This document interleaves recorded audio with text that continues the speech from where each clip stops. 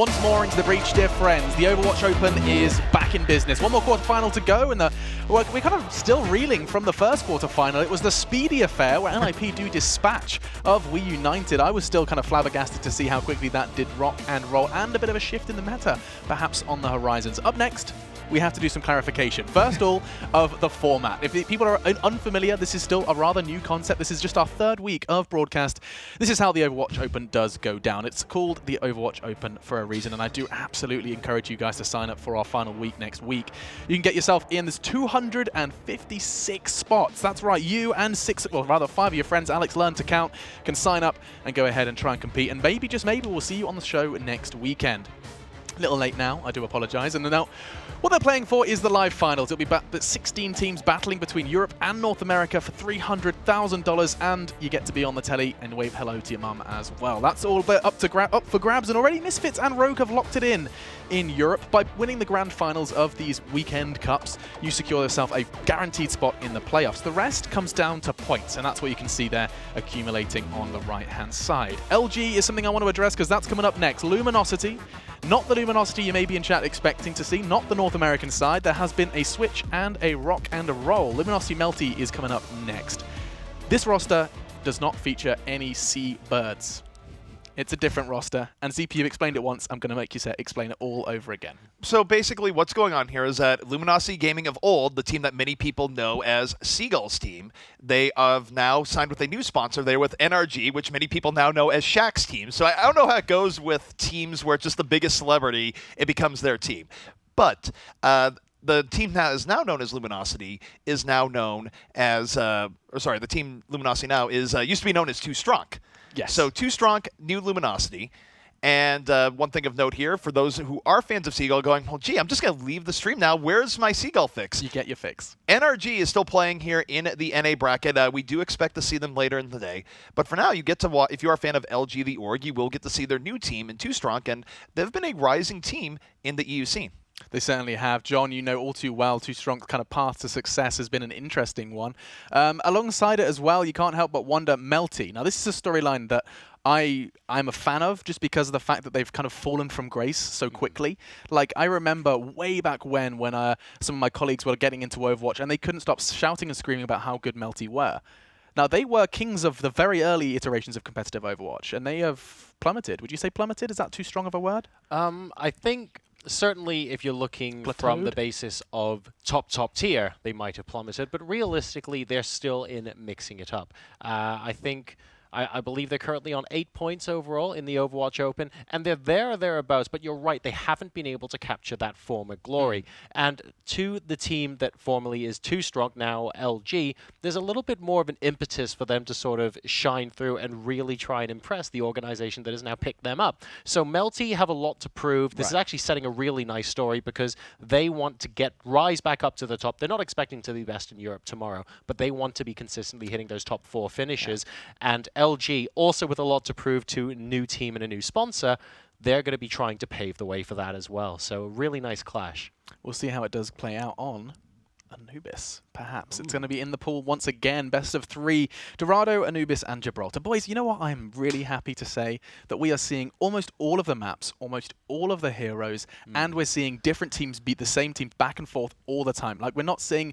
It's just so constantly developing. The meta has changed from last week, and it's happened again. Anubis is going to crop up. I remember the first week, ZP, I start talking to you, you're like, oh yeah, you won't see any Anubis. You know, no. You won't see Hanamura. No, never. No, Lee Jang, yeah, a little bit. And then we've just seen all of it, like a plethora of all of them. The last 2 weeks have actually been crazy where, you're right, you look back at Overwatch competition historically, you don't see some of these maps as often. Now we're here in another week where Anubis has been coming out more, Ilios has been coming out more, Route 66, so we have been getting the map variety. And I will touch on one thing you noted there, is that both in EU and NA, there is a whole lot of parity. There is a glaring exception in NA and Envious, who's sort of a tier above. But if you take Envious out of the equation, we've had a lot of close games, a lot of teams rising and a lot of teams falling. And I would say, just a note on the current matchup, the trouble for Melty is that they've been variable, but their variability has never hit peaks of we're a top team, we're taking out the creations, the rogues, etc., with any sort of consistency. So for Melty, the problem for them is they have to show us that they actually have that ceiling, because right now they've only been proving that they're variable in the mid-tier and sometimes drop games to teams they shouldn't lose. So lot at stake here for Melty in these tournaments. Yeah, and of course a lot at stake because we are nearing towards the end. It feels weird to say, but this is week 3. If they don't do it now, they're going to have to do it next week as their last chance, and it is all about points at the end of the day. Another best of 3, a quarter-final between Melty. We get to see what they are capable of, and we also get to see what new Luminosity has to do. Talking of lights, you can see them there as we are celebrating an Dorado, the first of our best of 3. Boys, enjoy. This is going to be a big proving ground, like we discussed, for both of these teams. Very exciting to see LG pop onto the EU scene, of course, in the form of 2 Strong. Will they be able to make a huge, deep run, effectively, this weekend in their first appearance here at the Overwatch Open for LG? Similarly, Melty, they have a point to prove, and they want to make sure they can make the playoffs as well. Well, players to watch here on this LG defense. Of course, not with Seagull. That was a different team. The new LG. Icefelt has really been turning it on in recent times. An incredible McCree player has been having a good showing, and a big reason why 2 Strong has been kicking it up. Saini has had great moments as well.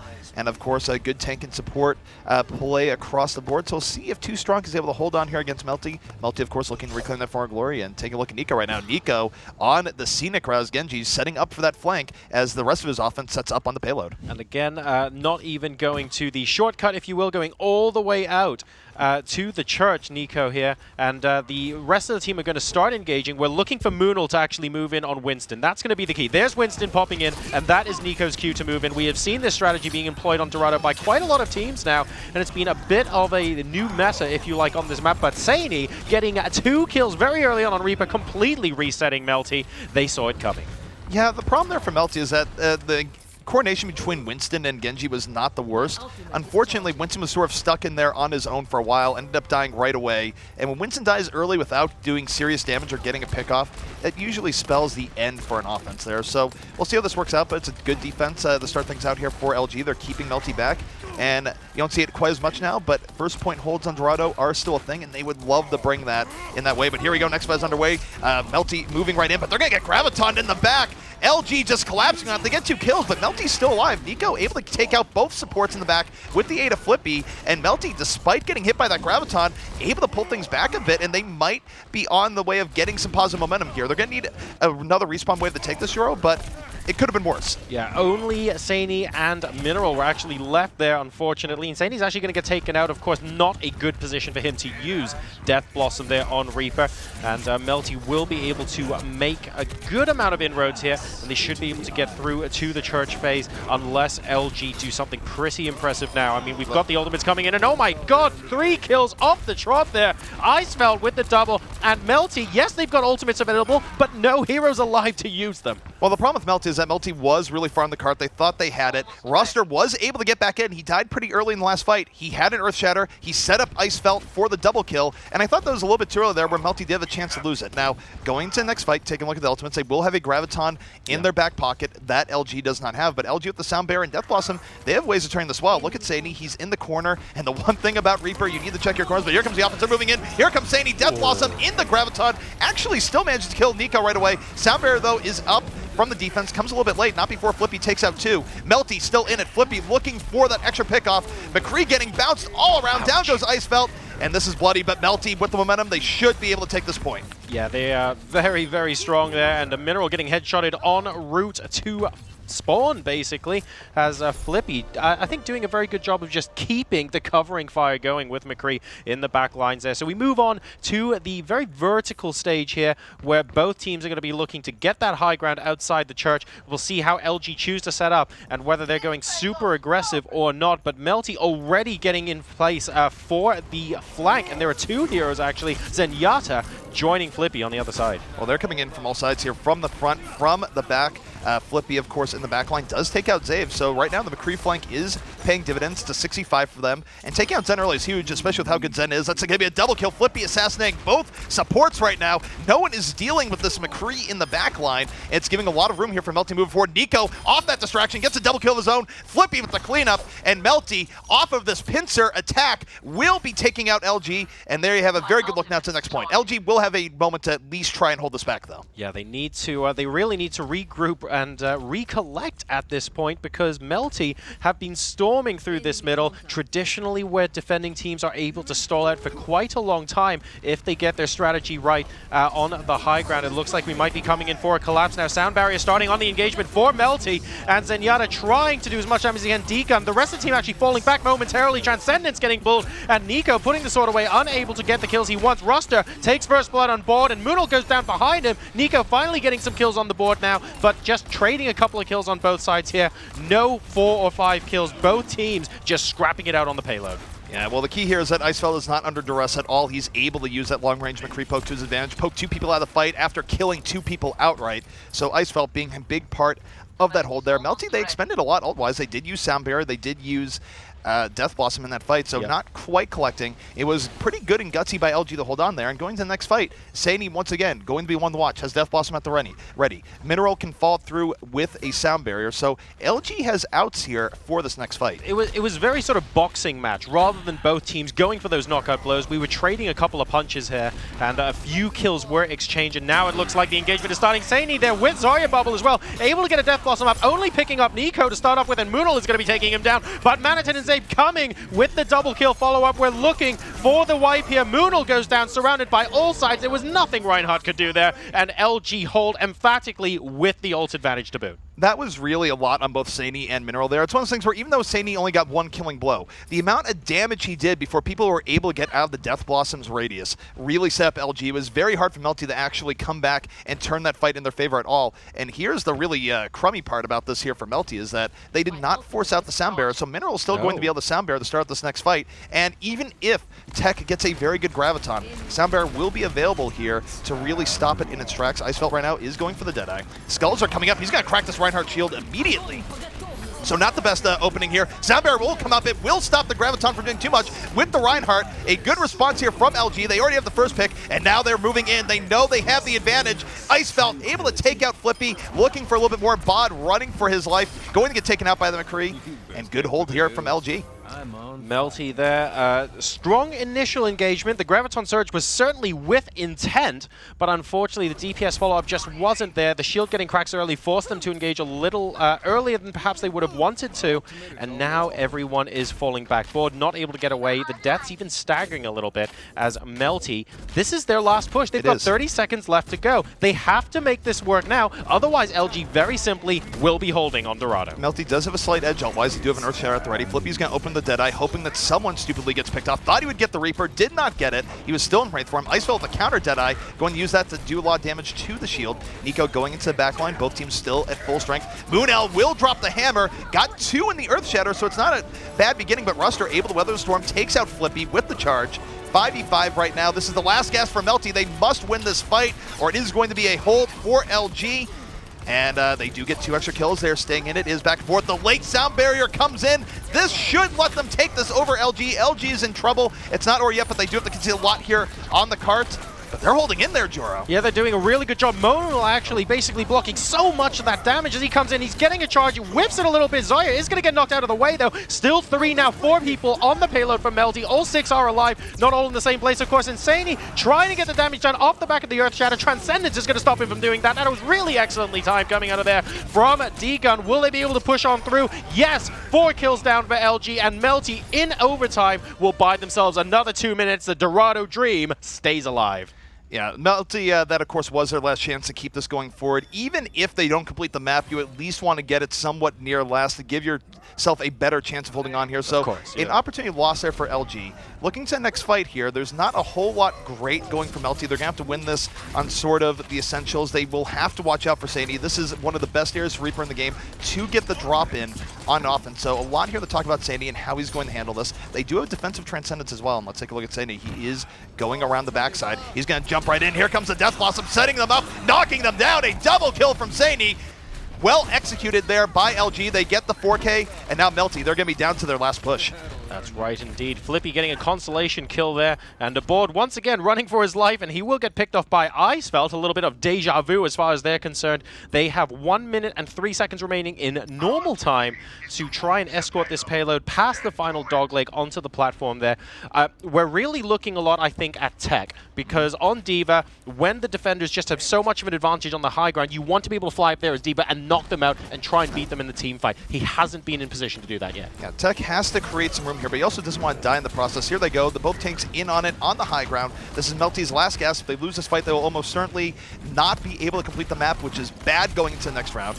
And the defense taking it slow. They're not overly engaging on this. They're giving Melty a little bit of room, but and we'll see how this works here as Manitin does have Graviton Surge up. Ruster went down for the defense, so first pick does go to Melty. LG, though, still has outs. Here comes this offensive sound barrier. They need to go all in on this. Melty needs to pick up at least 1 kill from the sound barrier. They have not done that yet. LG weathers the storm. Ruster's going to be coming back in. Earthshatter and Graviton on the way, and even though Melty is keeping this going, this might turn badly against them. There's a Graviton coming in. Will pull in 4 people, and Ruster, with the fall through, swings the hammer, picks up a 3K before even dropping the Earthshatter, and that is going to be it. LG will hold here on last. And that was a situation where missed ultimates and rude chances. Earthshatter got nothing. Sound barrier, no pickoff, and Melty there are going to be unhappy with the way they managed that last engagement. Yeah, for Melty, they did have trouble getting good engagements. It was almost a mini miracle in and of itself that they were able to get through and cap second on the last point.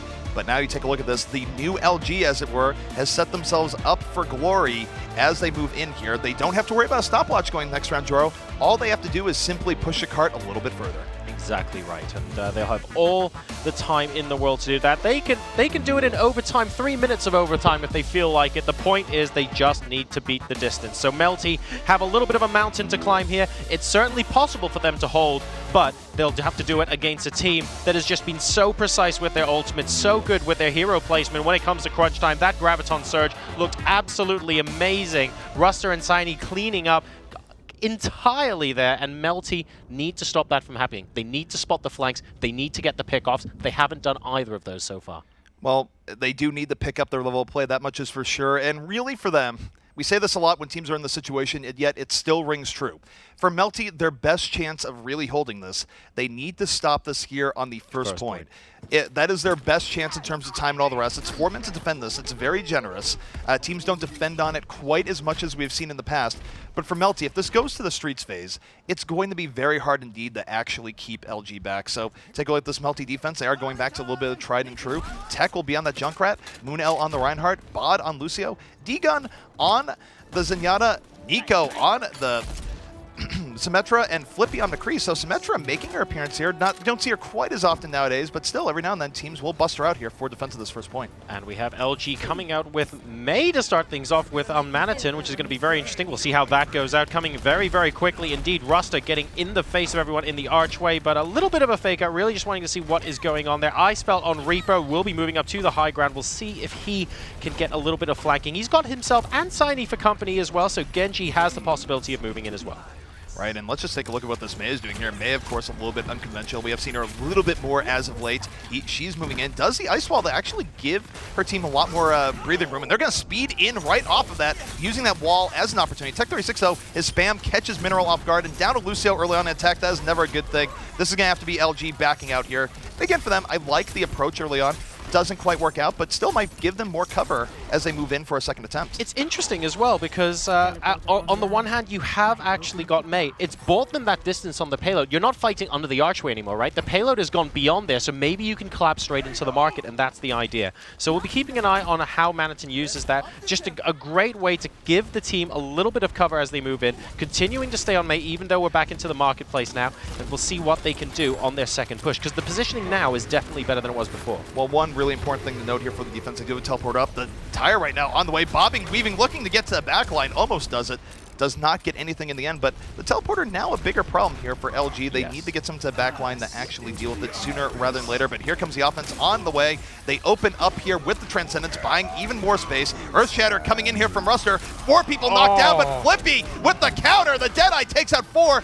This fight getting very brawly indeed. Flippy with the Deadeye keeping things alive after a wonderful Earthshatter by Ruster. And in the end, Flippy will be the spoiler here. Ruster, probably not feeling great about that. He knocked so many people down, but it doesn't matter when it's high noon. Precisely right. I mean, there were kills on both sides there, and I have to call out, actually, Saini managed to get a couple of kills, as well as Zabe, almost at the same time that Flippy was able to make the damage done. We're coming in for round 2 as well. Symmetra continuing to be ever so slightly annoying with that turret placement, and Saini looking for a way in. Spots the stun on Reinhardt, and Russ is going to go down to board, so Genji thinks twice about moving in a second time. Well, now this is getting awfully dangerous here for LG. Only a minute 40 is remaining. They don't have any particular ult advantage to look forward to here. Both Lucio's going to get sound barriers up around the same time. Melty actually getting a little bit earlier. And really, if they lose the next fight, it is going to be all sorts of bad for them. Oh no, Saini does not get the teleporter, and he's going to have to take another crack at it. And this is going to delay things even more as LG, they're moving in. Munel looking for a chance to Earth Shatter. If Melty is able to win this fight, they very well might win this map, but Saini now with the Dragon Blade does take out the teleporter, is taken out in the end by Symmetra, so they're already down a player. They trade a player for a teleporter. I don't know. For LG, I think they just need to back out and hope for one more push, but Munel comes in with the Earth Shatter, knocks down 2. Will get taken out by Icefeld, and here comes LG trying to turn back in their favor.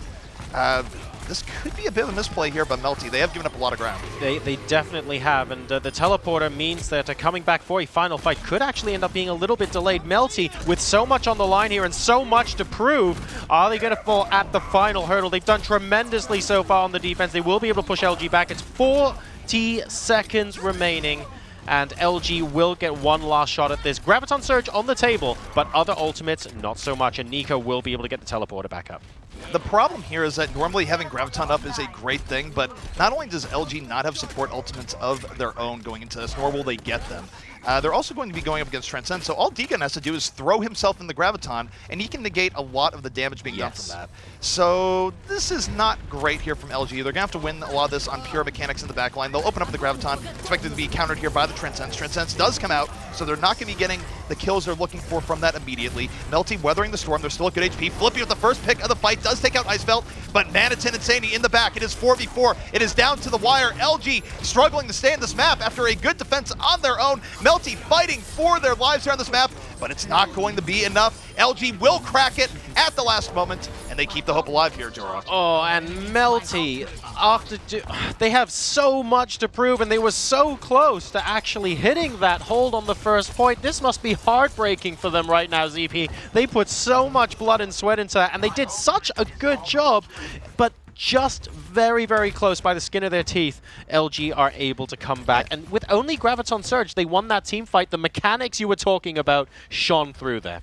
Right, the Graviton Surge and Transcendence effectively canceled each other out there, and this is rough for Melty. That was their best chance of winning the map. They did buy a lot of time at the very least, so it's not like LG has a huge buffer going in the street space here, but Saini does have Dragon Blade. He will be able to get to that backline. If he can force out an early sound barrier, it might not be the worst, but here comes Munel dropping right in, drops the hammer, knocks down 1, wasn't quite getting as much as he wanted there. In fact, he overextends. Saini takes him out. The Dragon Blade now in force here for the offense. It's a triple, now a quad for Saini, opening up Melty, and Melty, this is not what they needed. They had to go for at least the street space hold, if nothing else, because if LG is able to take this next point very quickly, Joro, they're going to buy themselves a whole lot of extra time. Yeah, and that extra time is going to be able to see them basically through to the end of the map. It becomes so much trickier, and it feels like Melty, after investing so much in going down there, that's a Graviton Surge, and Icefeld coming in with a lot of damage on Tracer, not quite able to get all the kills, but the Pulse Bomb takes care of that. Board and D-Gun get held back. Melty are quite literally melting away right now. After investing so much energy into that first point hold,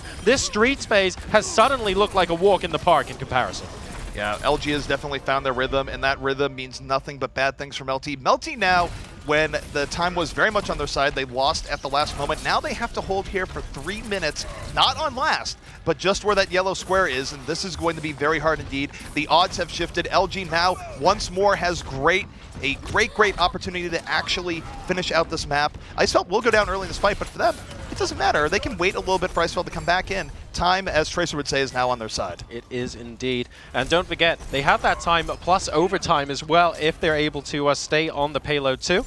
So we'll see how they're able to take care of that. Melty setting up their defenses at the moment. I mean, this is about as well as it could go for this stage. They just want to get ultimates up as quickly as possible. We're looking at Pulse Bomb and how Icefeld is able to try and come back and rip Melty apart. If he's able to do that, that's going to be fantastic. You can see they're holding the high ground, trying to prevent the teams from actually getting too much down here. And Deadeye will at least be able to drop people back for a while, but the threat is always going to be there. Icefeld is constantly watching them and knows when to come in. Flank, not yet. Oh, and there we go. Instant kill on Flippy. Yeah, he does take out Flippy. That's a great start. 65 Sadie looking for the finisher in the backline. Dragon Blade out, slices out Bod with the aid of Manitin. It's now 6v4. LG right now smelling blood in the water. Down goes D-Gun. Sadie with the cleanup. That is 3 kills coming out here for the side of LG. And they're in great position here. Melty, I don't think they can delay this. They are not. That is going to be LG taking this in the end. Oh, disappointment there for Melty because they did almost have that first point hold. That dream for Melty was so alive, and they came so close after the disappointments of the first half of the map on really pinning LG back, making a statement of their own, and they didn't quite get there. LG digging deep when it counted. That high noon you were talking about, excellent. Zaven, Icefeld, the 2 players that contributed to basically salvaging that situation for LG, and ultimately they are able to squeeze it out. Yeah, and that entire play was rough there because you just had to feel bad for Ruster because under most circumstances, Ruster would have taken the point right then and there, but Flippy just snatched it right away from him. Of course, looking here at Manitin towards the end on that final push, and now we get to a part of the game where, frankly, LG was unstoppable. Sadie, of course, huge plays coming out from him here, and they just kept it going. Icefeld on the final push, got the pulse bomb pickoff that they're looking for, and Melty, after what was a great first point hold, they just looked a little bit lost. I think they were expecting to win it there, and they never really had a plan for LG able to bring it forward. And it's a story of heartbreak for Melty there. What an incredible first game we saw on Dorado. So close, yet so far. LG were able to pull one out when it mattered. Melty being so strong and so determined on the first point, not quite able to push over the finish line, and then collapsing as LG continued their momentum, taking Dorado from them. Right. Well, this is the Melty storyline, right? Where Melty at times they have their lows and then they have their highs where they almost had the dream there. And yet, in the end, they folded. They weren't able to keep up the level of strength that we know they're capable of. LG capitalized, was able to clutch it out. And now Melty, if they want to win, they're going to have to do the reverse sweep and win the next 2 games. So rough times ahead for Melty. Will they be able to clutch it out? Either way, we will be back here after a short break. We'll be going into map number 2. Thank you guys for tuning in. This is the Overwatch Open. Map number 2 going to be heading your way.